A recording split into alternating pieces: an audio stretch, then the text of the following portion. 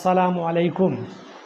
আব্দুল্লাহ ইবনে মাসউদ রাদিয়াল্লাহু তাআলা আনহু বলেন, সামি'তু রাসূলুল্লাহ সাল্লাল্লাহু আলাইহি ওয়াসাল্লাম, আমি রাসূল সাল্লাল্লাহু আলাইহি ওয়াসাল্লামকে বলতে শুনেছি, ইন্না মিন আসরাতিস সাআত, কিয়ামতের আলামত অনেক রয়েছে।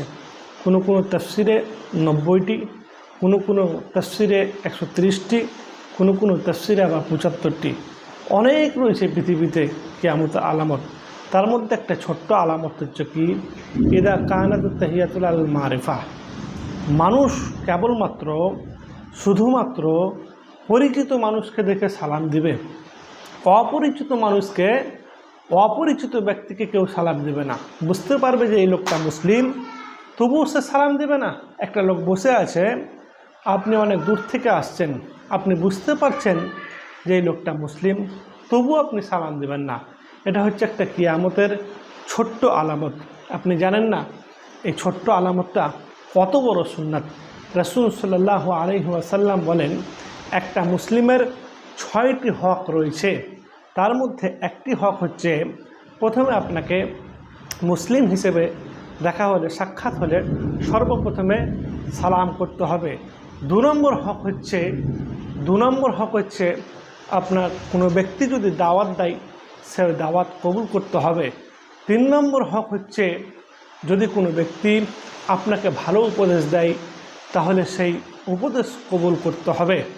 4 নম্বর হক হচ্ছে, যদি কেউ হাসি উঠে আর সে যদি আলহামদুলিল্লাহ পড়ে, আপনাকে ইয়ারহামুকুল্লাহ পড়তে হবে।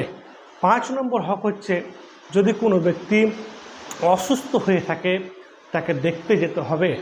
6 নম্বর হক হচ্ছে, যদি কোনো ব্যক্তি মারা যায়, তাহলে আপনাকে জানাজার নামাজে শরীক হতে হবে।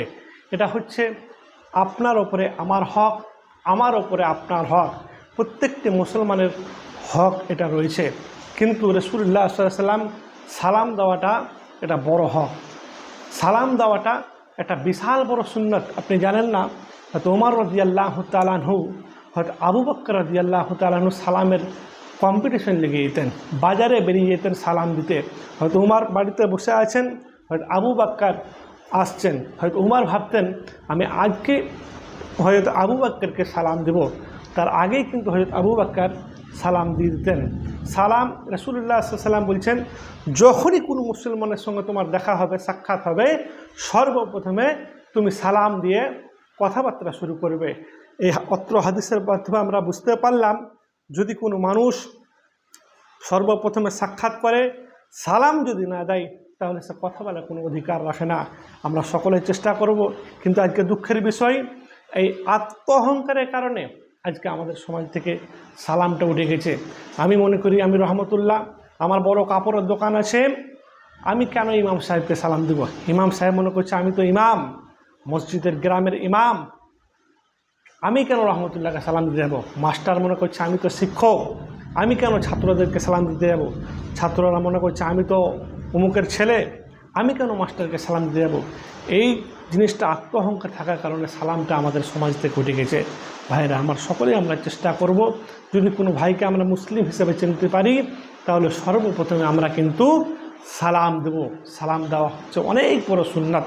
এই সুন্নাতটাকে মানার চেষ্টা করব। আসসালামু আলাইকুম।